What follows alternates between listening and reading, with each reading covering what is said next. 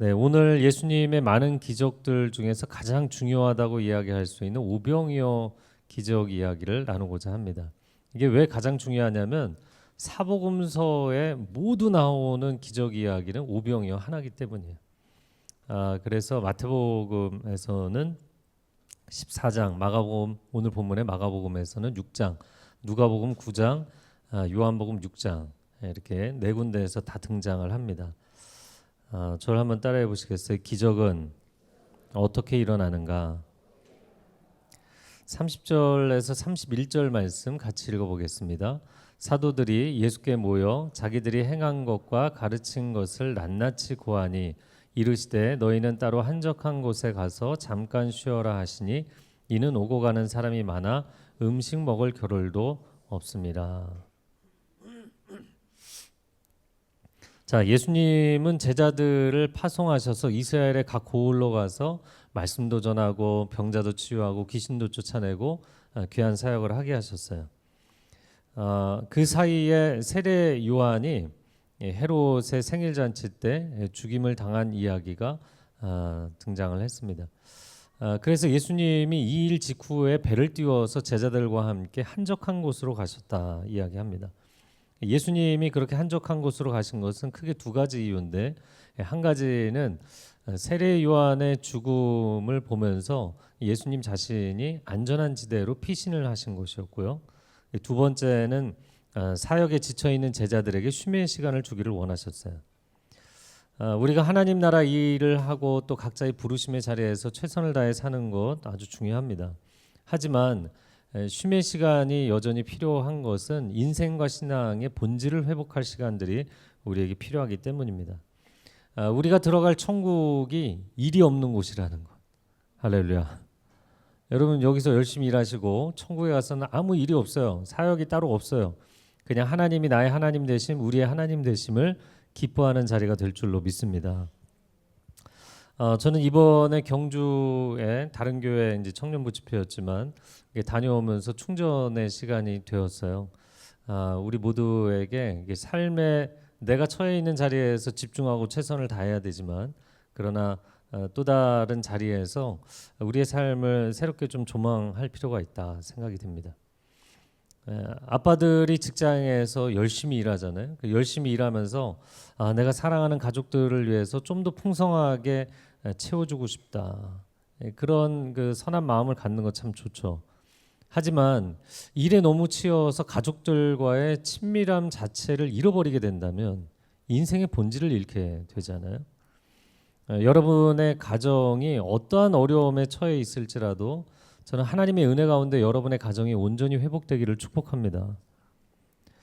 또한 각자가 인생에서 뭔가를 잘 성취해내고 싶은 열심을 갖는 것, 그 열심히 살아가는 것, 이것은 각자에게 하나님이 주신 그 보내심과 부르심을 아름답게 이루어가기 위한 몸부림이라고 생각합니다. 그러나 그렇게 열심히 사는 동안 하나님과의 관계 자체가 멀어진다면 신앙의 본질을 잃게 되는 것이죠.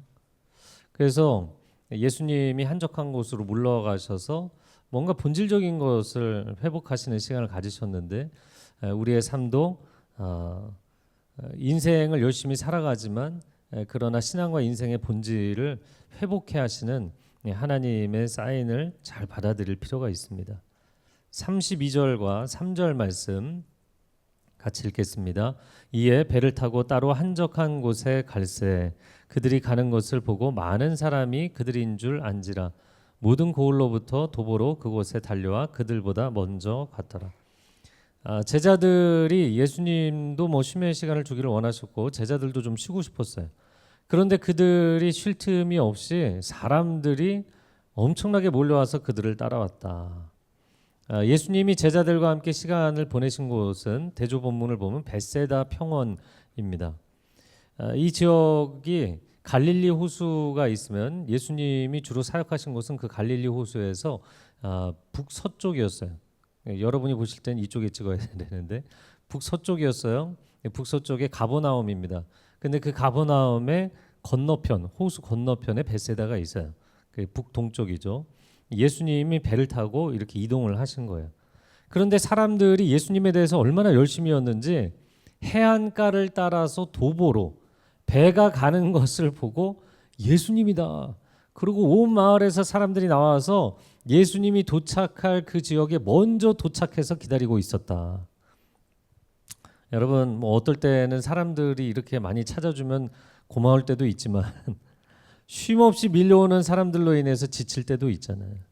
특히 목회자들이나 사역자들 그럴 때가 있습니다.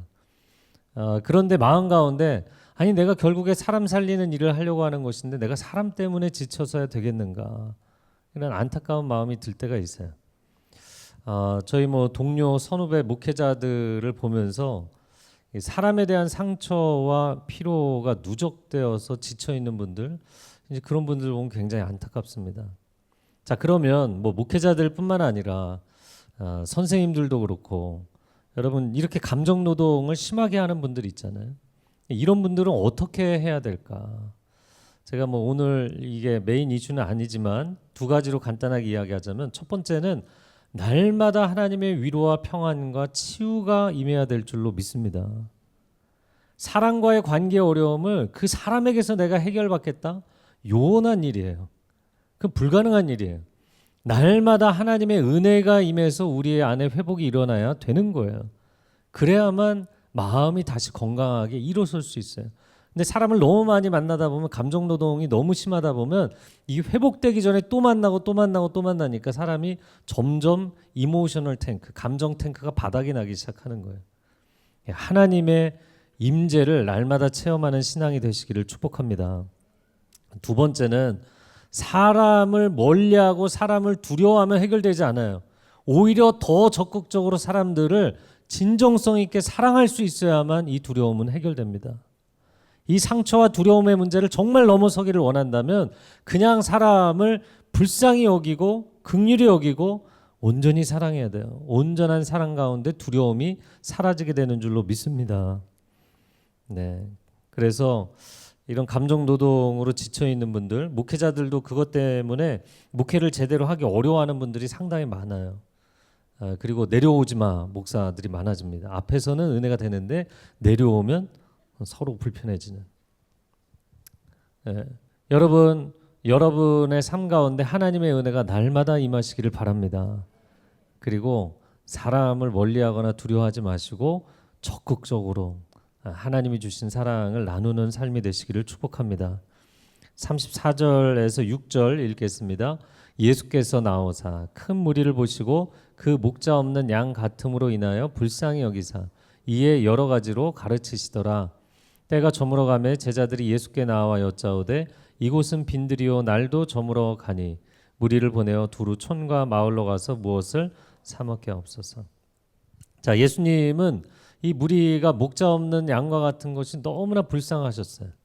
예수님의 그 무리들을 향한 마음은 정말 순전한 긍휼과 사랑의 마음이었습니다. 그냥 그들이 불쌍해서 뭐라도 하나 더 해주고 싶은 그런 마음이셨어요. 그래서 피곤해하는 제자들, 그 제자들에게는 아무 일도 시키지 않으셨습니다. 그냥 옆에서 쉬게 놔두시고 예수님 혼자 하루 종일 말씀을 가르치셨다는 거예요. 근데 대조본문에 보면 병자도 치유하시면서 그들에게 이런 말씀 저런 말씀, 마치 그 부모가 배고파하는 자녀에게 뭐라도 하나 더 먹여주고 싶은 것처럼 그렇게 최선을 다하셨어요. 그런데 그렇게 열심히 하루 종일 가르치는 예수님을 바라보는 제자들의 마음이 어떠했을까? 예수님이 혼자 고생하고 계시는데 마음 편하게 쉴 수가 있었을까요? 교수님이 혼자 가르치고 있으면 조교들이 편하게 놀 수 있나요? 의사 선생님 혼자 뭐 열심히 일하고 있으면 간호사들이 옆에서 마음 편히 쉴 수 있나요? 이 제자들이 하루 종일 그 예수님을 보면서 우리한테는 쉬라고 하시면서 사실 예수님도 감정적으로는 지금 데미지를 입은 상태였거든요. 세례 요한이 처참하게 죽었잖아요.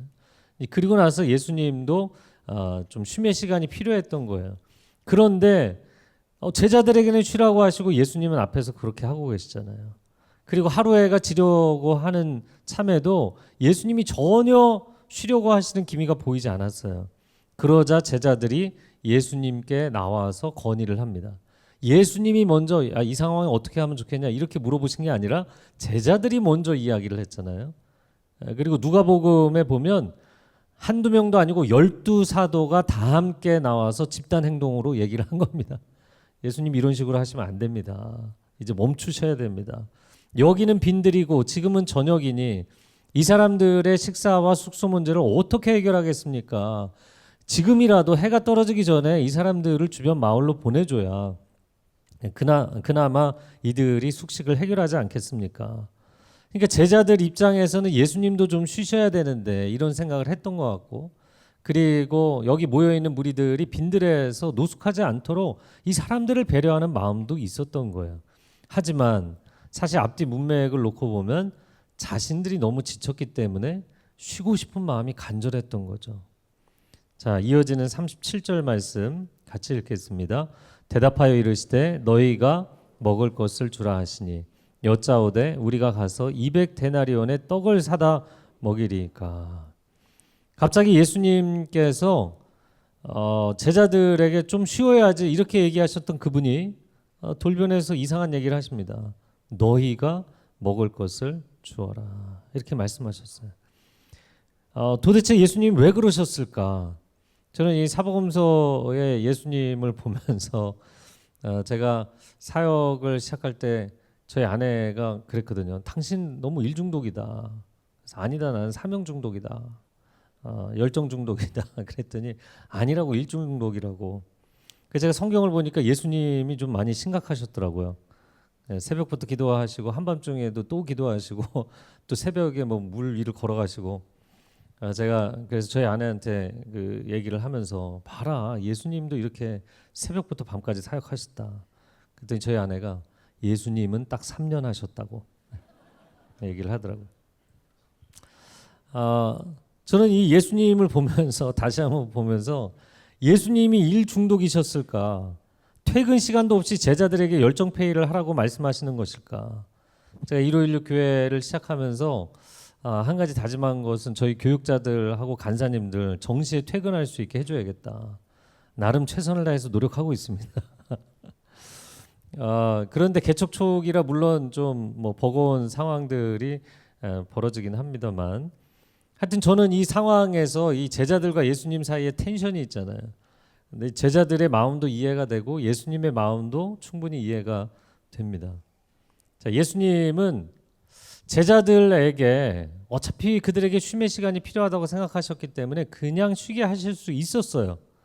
하지만 왜 굳이 그들에게 갑자기 이 수많은 사람들을 먹여야 되는 일을 맡기신 것일까? 이 제자들을 각 마을에 파송하셔서 귀신도 쫓아내고 병자도 치유하고 놀라운 사역을 체험하게 하셨잖아요. 그런데 이 제자들의 태도를 보니까 정작 가장 중요한 영혼에 대한 진정성, 그들을 향한 눈물의 마음을 잃어버리고 있다는 게 예수님께 보였던 것 같아요. 그래서 예수님이 그걸 회복하기 원하셨던 거죠. 제가 캐나다에서 사역할 때 캐나다에 원주민 보호구역이 있어요. 그 원주민 리저브라고 하는데 그 지역에 들어가서 선교 사역을 하시는 분들이 있습니다. 근데 이 원주민들이 과거에 기독교 말하자면 뭐 가톨릭 사제들 또 기독교 목회자들 이런 사람들에게 학대를 받았기 때문에 굉장히 기독교에 대해서 힘들어합니다. 근데 이 사람들이 서양 선교사들이 들어오면 싫어하고 한국 선교사가 오는 걸 제일 좋아해요. 그 왜 그러는가? 서양 선교사들은 워킹 아워가 있어요. 9 to 6, 9시부터 6시. 어려운 일이 있어도 딱 내가 일하는 시간에 찾아와라. 그 위의 시간에 찾아오지 마라. 그런데 이 원주민 리저브는 굉장히 많은 문제가 있거든요. 이 사람들 뭐 알코올 중독, 마약 중독, 뭐 살인과 자살, 강간, 끊임없이 사건 사고가 일어나는데, 그러니까 새벽에 한밤중에 찾아와서 막 문 두드리면 한국 선교사님은 다 받아주거든요. 너무 불쌍하니까 이 사람들을 받아주고 정말 가족처럼 대해주는 거예요. 그래서 한국 선교사님들을 좋아합니다. 제가 뭐 날밤 새면서 사역을 해야 된다고 얘기하는 건 아니지만, 여러분, 내가 진짜 영혼을, 사람을 대하고 있는데 이 사람들을 그냥 단순히 사역의 대상으로 생각하는 것인가, 아니면 하나님이 내게 주신 한 가족으로 받아들이는 것인가. 이건 진정성의 차이가 있는 거잖아요. 물론 우리의 삶이 너무 기계화되어서 돈 버는 기계처럼 쉬지도 못하고 가정도 없이 신앙생활도 없이 그렇게 달려가는 것은 문제가 있죠. 하지만 아무리 워라밸을 잘 지킨다 할지라도, 일과 삶의 균형을 잘 지킨다 할지라도 하나님을 향한 진심과 한 영혼을 향한 진심을 잃어버린다면 우리는 도대체 무엇을 위해 인생을 사는 것일까?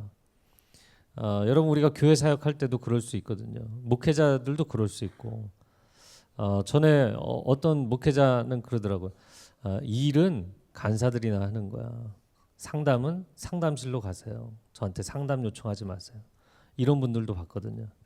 제가 어떤 청년 순장을 봤는데, 누군지 알려가지 마세요. 어떤 청년 순장이 순원들에게 좀 자기 관리가 철저한 친구였어요. 제가 좀 주중에는 사업이 바쁘니까 주중에 저한테 절대 연락하지 마세요. 순원들에게. 순원들이 어떻게 반응했을까요? 네, 하나 둘씩 결국엔 다 사라지더라고요. 여러분, 우리가 오늘날 현대인들이 삶을 살면서 자기 시간 관리, 자기 건강 관리, 자기 경력 관리, 뭐 모든 게 관리 모드잖아요. 그러다 보면 진정성을 잃어버릴 때가 많다는 거예요. 제가 개인적으로 이순신 장군 너무나 존경해서 자주 언급했는데, 이 국가에 대한 충심, 부하들에 대한 진심, 이게 너무나 절절한 인물이었잖아요. 제가 이번에 경주에 가서 그런 인물이 또 있구나. 뭐 우리나라 역사에 정말 많이 계실 텐데 제가 마음 가운데 감동이 있는 시간이었어요. 천년고도 경주에서 외곽으로 빠져나가면 그 경주 앞바다, 동해 앞바다에 그 문무왕릉이 있잖아요. 문무왕이 문무대왕릉이라고 하는데, 이 문무왕이 삼국을 통일한 사람이죠. 그런데 어떻게 전 세계에서 고대 왕국의 왕의 릉이, 왕의 무덤이 바닷속 한가운데 있을 수 있나? 전 세계에서 유일하거든요. 그 문무왕이 자기가 죽으면서 후대에게 부탁한 것이, 내가 죽어서라도 외적들을 막고 싶다. 그 자기의 무덤을 바다 한가운데 넣어달라고 한 거잖아요. 여러분, 우리나라 역사에 이렇게 진정성을 가진 리더들이 있었다는 게 얼마나 감사한 일입니까? 그래서 우리가 존재하는 거예요. 하나님은 사람의 외모를 보시는 분이 아니라 중심을 보시는 분이십니다. 그런데 하나님이 사람들은 겉으로 평가하는데 하나님은 나의 외적인 것이 아니라 중심을 보신다 그러면 처음엔 감사하죠. 그러나 잘 생각해 보면 굉장히 두려운 거예요. 여러분의 내면의 진심이 몇 프로인지를 보고 계시다고요. 그럼 예수님은 이 제자들의 마음에서 무엇을 보셨을까? 이 제자들이 나름 영적인 사건도 체험하고 아우니치 잘하고 왔죠. 하지만 어느새 그들의 마음에 우쭐대는 마음이 생기는 거잖아요. 우리 좀 피곤하니까 거기 줄 서서 기다리라고. 그런 교만한 마음이 생긴 거죠. 사람이 사람으로 보이지 않고 사람이 숫자로 보이게 되는, 사역자들이 굉장히 빠지기 쉬운 위험입니다. 그런 위태로움에 빠지게 된 것을 예수님이 보셨던 거예요. 사실 예수님 자신은 매 순간 자신의 생명을 내어주는 그 진실한 사랑으로 섬기신 것이거든요. 현장에서 가늠하다 잡혀온 여인을 사람들에게서 지켜주실 때는 예수님이 대신 돌맞아 죽을 각오로 그 일을 하신 거예요. 여리고의 세리장 삭개오, 모두가 혐오하는 그 세리장을 구원하실 때에는 그 사람 대신 예수님이 저주를 받으시는 거예요. 문둥병자와 중풍병자를 고치실 때도 대신 멸시와 저주를 받으시는 심정으로 그 인생들을 건져주신 줄로 믿습니다. 예수님께서 한 사람 한 사람을 고치시고 만나주실 때 정말 십자가를 지는 심정으로 그 삶을 사신 것이더라고요. 그런데 오늘날 우리는 분주한 삶을 살고 물화적 가치를 위해 살다 보니까 결국에는 사람이 눈에 들어오지 않고 영혼이 보이지 않는 삶이 되지 않았는가. 이 한국 사회가 이 갑질의 문제가, 가불관계의 문제가 심각하잖아요. 그럼 왜 갑질을 사람들이 하는가? 때로는 우리도 하잖아요. 그럼 왜 그렇게 되는가? 사람이 사람으로 보이지 않기 때문이에요. 사람이 장기판의 말 정도로 보이는 거예요. 여러분, 아파트에서 수고하시는 경비원 아저씨, 또 우리가 식당에 가면 식당에서 일하시는 종업원들, 또 회사에 가면 회사에서 만나게 되는 직원들, 여러분, 그 사람이 사회에서 하는 어떤 포지션이나 역할 이전에 소중한 한 사람이라는 게 보여야 되는데 그게 안 보이는 거예요. 그래서 사람들에게 함부로 대하는 것입니다. 소중한 한 생명이 보이지 않기 때문에, 다른 사람을 나의 탐욕이나 분노의 도구로 이용하려고 하기 때문에, 그래서 칼부림 사건이 나고 흉악한 강간살인 범죄들이 일어나는 것입니다. 그런데 그런 시대를 보면서 한탄하지만 오늘날 교회는 어떤가? 교회도 마찬가지로 사람이 보이지 않는 거예요. 여러분, 교회가 뭐 사이즈가 큰 교회들만 문제가 생기는 거 아니요. 작은 교회는 작은 교회대로 또 문제가 생겨요. 이 교회인을 예수님의 제자로 훈련을 시켜야 되는데, 이 교회인이 떠나면 우리 교회 안 그래도 숫자가 적은데, 그러니까 목회자가 거의 이 사람은 강박적으로 집착해서 사람을 병들게 하는 경우들이 많더라고요. 그러면 큰 교회는 문제가 없는가? 큰 교회는 새 가족이 와도 환영을 안 해요. 이미 사람이 많으니까. 그리고 기존 성도들끼리 굉장히 높은 진입장벽을 만들어 놓고, 그리고 사람들을 받아들이려고 하지 않는 거예요. 제가 양재 온누리교회 담당을 8년 동안 하면서 가장 힘들었던 사역이 새가족 사역입니다. 새가족 사역 담당 목회자에게, 사역자들에게, 공동체 담당 장로님들, 새가족 사역자들에게 얼마나 많이 애를 쓰고 부탁을 하고 여러 가지 전략들을 써보고, 그래도 안 돼요. 사람들이 이미 많으니까, 그리고 순장하는 거 싫어하니까, 순장하면은 그 사람 계속 고생하거든요. 그러니까 아무도 순장을 더 이상 하려고 하지 않고, 수는 늘어나지 않는데 새가족은 계속 들어오니까 사람들이 싫은 거예요. 그래서 심지어는 제가 이 개인을, 그 사람 이름, 인적사항까지 해서 그 공동체의 총무님에게 부탁을 하고 또 부탁을 해도 반년째 배정이 안 되고 1년째 순배정이 안 되고, 이런 일들이 계속 일어났었어요. 심지어 어떤 커플은 그렇게 순배정을 받아서 첫 번째 순모임에 갔는데, 첫 번째 순모임에 온 젊은 커플에게 우리는 지난 20년 동안 순모임 한 사람들이다. 다른 사람이 오는 거 환영하지 않는다. 다음 주부터 나오지 마라. 이 첫 번째 순모임에서 들은 얘기예요. 여러분, 우리가 교회에서 도대체 뭘 하고 있는 것인가? 여러분, 교회에서 우리가 진짜 영혼에 대한 진정성이 있는가? 이 정도 사역했으면 됐지, 내가 뭘 더 해야 되느냐? 그게 사실 이 제자들의 태도였던 거잖아요. 1516 교회 이제 2학기를 준비합니다. 저는 신앙생활의 두 가지 본질이 이 교회 안에 잘 세워졌으면 좋겠어요. 저를 한번 따라해 보세요. 하나님 사랑, 이웃 사랑. 이 두 가지면 신앙과 인생이 완성되는 거예요. 이게 굉장히 간단한 것 같지만 이게 가장 어려운 일이고 가장 소중한 일입니다. 여러분, 예배의 자리를 생명처럼 소중히 여기시는 신앙생활이 되기를 바랍니다. 주일 예배 소중하게 생각하시고 새벽 예배 소중하게 생각하세요. 새벽 예배 저희가 비전센터에서 자리가 비좁아서 다 모일 수가 없었는데, 이제 600석 자리로 가니까 핑계할 것도 없고, 가까이 계신 분들, 우리가 보통 예루살렘 구역에 사시는 분들이라고 얘기하는, 이 근처에 사시는 분들 새벽 예배 나오세요. 여러분의 삶이 정말 하나님 한 번 인생 사는 것인데 내가 하나님 뜨겁게 사랑하고 내 인생이 쓰임 받기를 원합니다. 그런 분들은 나오세요. 네, 그 멀리서도 지금 뭐 서울 끝에서도 매일 새벽 나오시는 분들이 있어요.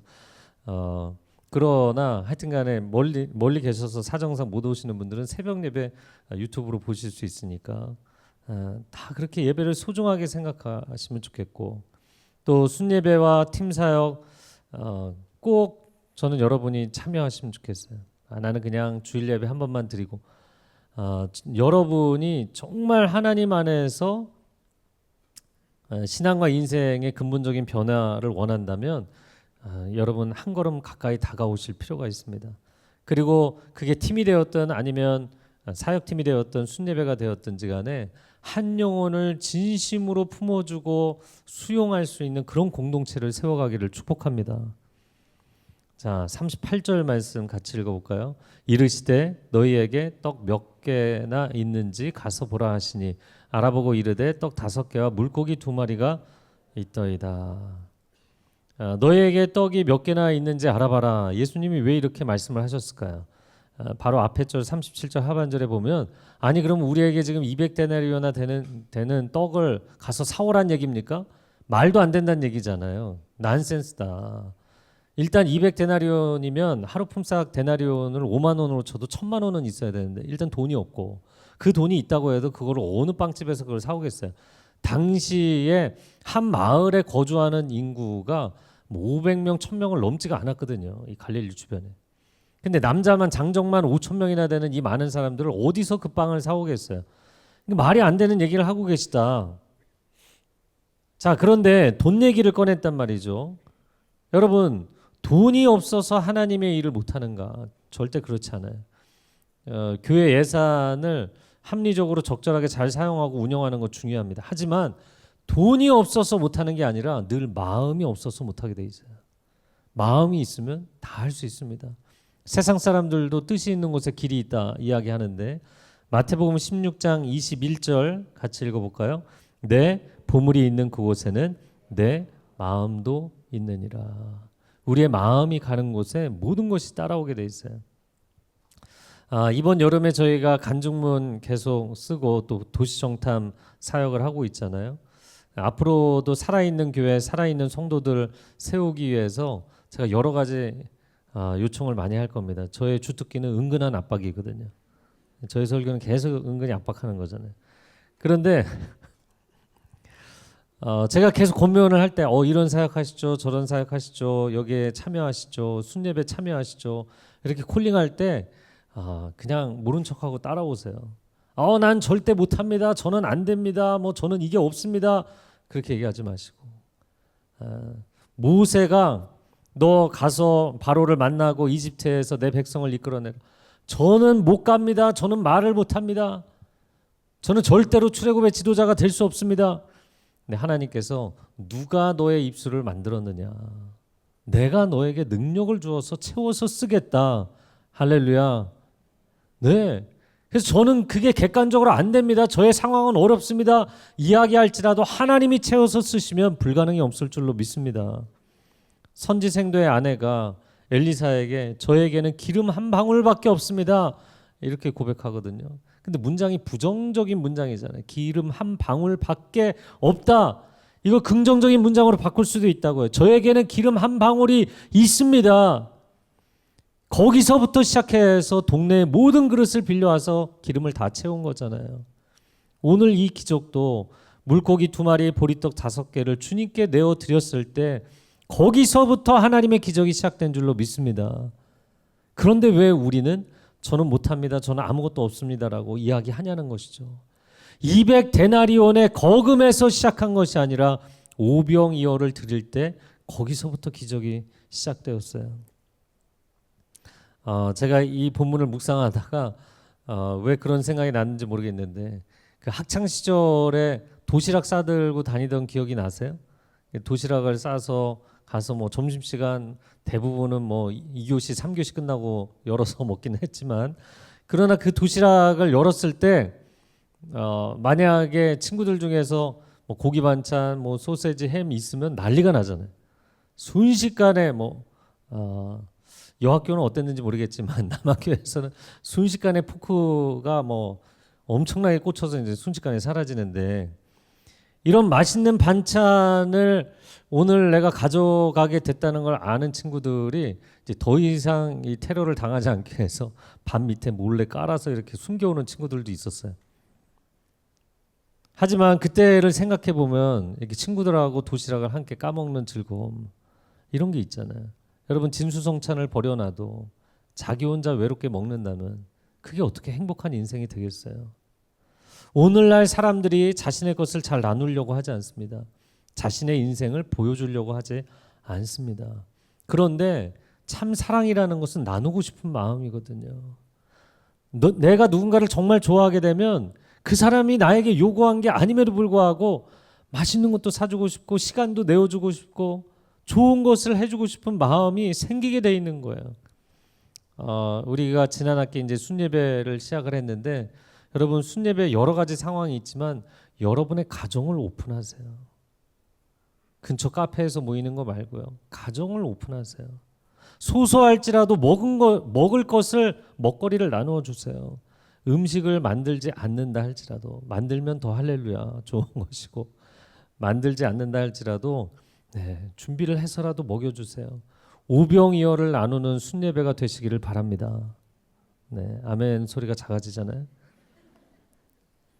그런데 오병이어를 나눠야 기적이 나타나는 거예요. 왜 예수님의 삶에는 기적이 나타나고 제자들의 삶에는 이게 안 되는가? 제자들은 딱 거기까지 선을 긋기 때문이에요. 그 이상은 못한다. 난 여기까지다. 근데 예수님은 그 선을 넘어서시는 거죠. 저를 한번 따라해 보세요. 나는 축복의 통로입니다. 나를 통해서, 우리 가정을 통해서 하나님의 축복과 하나님의 치유하심이 흘러가게 되기를 바랍니다. 소박한 오병이어를 꺼내놓는 것을 주저하지 마세요. 여러분이 살고 있는 단칸방 집이 있다면 그거 오픈하는 거 두려워하지 마세요. 우리가 우리의 삶을 전혀 오픈하지 않고, 마음을 오픈하지 않고, 내 인생의 어려움을 전혀 오픈하지 않으면서 점점 이 시대가 개인들이 고립되고 소통과 공감이 사라져가는 시대를 살아가고 있는 거잖아요. 그런데 교회에 와서조차도 그냥 수박 겉핥기식의 관계, 소셜 라이프를 영위하는 그런 유형의 인간관계, 겉에서는 웃고 있지만 겉에서는 은혜를 나누지만 속으로는 울고 있는 그런 관계. 여러분, 그런 거 하려고 우리가 여기 모여 있는 게 아니잖아요. 그렇게 순례배를 1년, 2년 들이다 보면 그만 다니고 싶은 거예요. 그리고 교회에는 소망이 없다 이렇게 얘기해요. 아니요. 오병이어를 내놓지 않은 거예요. 내 삶을 오픈하지 않고 나누지 않기 때문이에요. 41절과 2절 말씀 읽어보겠습니다. 시작. 예수께서 떡 5개와 물고기 2마리를 가지사 하늘을 우러러 축사하시고 떡을 떼어 제자들에게 주어 사람들에게 나누어 주게 하시고 또 물고기 2마리도 모든 사람에게 나누심에 다 배불리 먹고. 자, 오늘 제목이 무엇이냐면 기적은 어떻게 일어나는가. 첫 번째는 언제 일어났는가. 여러분, 예수님이 축사하시고 눈을 떠보니까 기적이 그 당장에 일어났나요?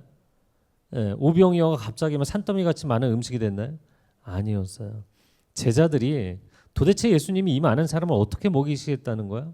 이해가 안 될지라도 순종하고 그들의 손에서 축복기도 후에 그들의 손에서 오병이어를 사람들에게 나누어 줄 때 기적이 일어났어요.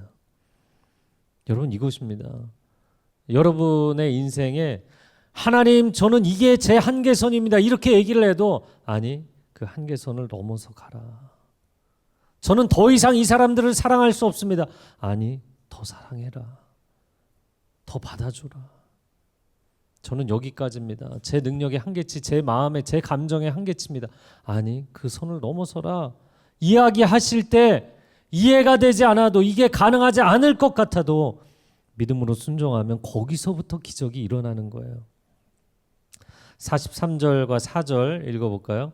남은 떡 조각과 물고기를 12바구니에 차게 거두었으며 떡을 먹은 남자는 5,000명이었더라.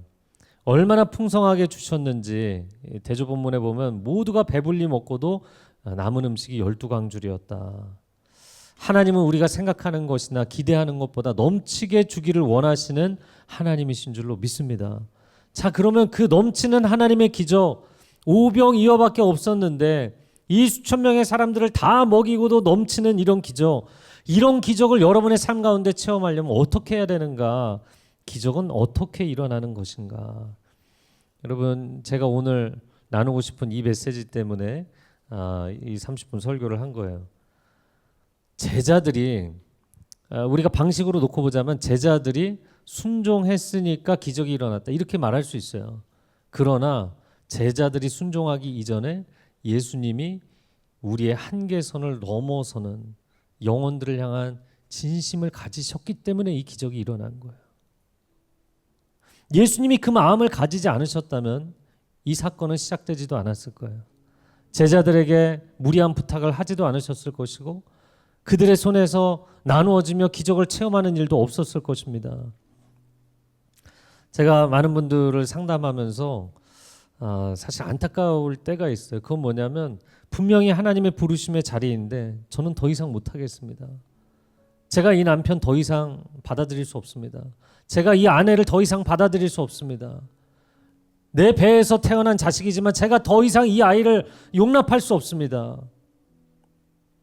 여러분, 내가 할 수 있는 만큼만 하는 것은 기적이 아니에요. 여러분이 정말 하나님의 개입하심과 기적을 체험하기를 원한다면 기적이라는 것은 불가능한 것이 가능해질 때 우리가 기적이라고 부르는 것입니다. 근데 우리는 신앙생활을 하면서도 내가 할 수 있는 만큼만 하겠다고 이야기해요. 아니요, 저는 여기까지입니다. 더 이상을 요구하지 마십시오. 그것은 합리적이지 않습니다. 그렇게 이야기를 한다고요. 그런데 예수님은 그 한계선을 넘어서시잖아요. 하늘과 땅의 한계선을 넘어서 우리에게 다가오셔서 십자가에서 죽으시잖아요. 아무도 예상하지 못한 사건이었어요, 십자가는. 이방인도 이해를 못하고 유대인도 이해를 못했잖아요. 예수님의 마음과 제자들의 마음의 결정적인 차이점이 무엇인가? 요한복음 10장 11, 12절에 이렇게 표현이 되어 있습니다. 같이 읽어볼까요? 나는 선한 목자라. 선한 목자는 양들을 위하여 목숨을 버리거니와 삭구는 목자가 아니요 양도 제 양이 아니라 이리가 오는 것을 보면 양을 버리고 달아나나니 이리가 양을 물어가고 또 해치느니라. 여러분, 사람들을 대할 때 목자의 마음을 갖고 대하세요? 아니면 삭군의 마음을 갖고 대하세요? 이게 표현이 조금 삭군이라는 사운드가 안 좋아서 그렇지, 이게 내가 돈을 받은 만큼 일한다는 소리예요. 인간관계에 있어서 여러분이 왜 지치는가? 왜 여기까지라고 생각하는가? 인간관계 기본적으로 기브 앤 테이크잖아요. 내가 너한테 이만큼 줬는데 너도 나한테 이만큼은 줘야지. 내가 너를 위해서 인생을 다 바쳐서 헌신했는데 어떻게 배우자인 나한테 이렇게 할 수가 있어? 그럼 사람들이 딱 거기까지인 거예요. 난 여기 이상 더 이상 못 가. 갈라서라. 그만해라. 나는 더 이상 이 선은 못 넘어가겠다. 그 부부만 그러는 게 아니라 부모하고도 그러고 자식하고도 그러잖아요. 근데 오늘날 갈수록 사람들이 이게 갈수록 심해져 가고 있어요. 20년, 30년을 살았는데 도저히 더 이상은 못 살겠다. 교회 안에서도 저 교회는 너무 사람 까다롭고 나랑 안 맞아서 딱 선을 긋는 거죠.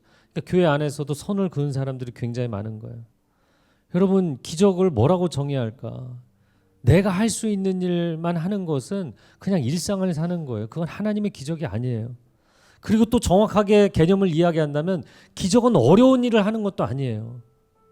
기적은 불가능한 일에 순종할 때 그걸 기적이라고 부르는 거예요. 하나님이 내 인생에 내게 맡겨주신 일 가운데 가장 어렵고 가장 불가능한 게 뭔지 아세요? 여러분, 인생을 이제 살아보면 우리가 모두가 공감하는 것인데 한 사람이 다른 사람을 온전히 사랑하는 것, 이게 세상에서 가장 불가능한 일이에요.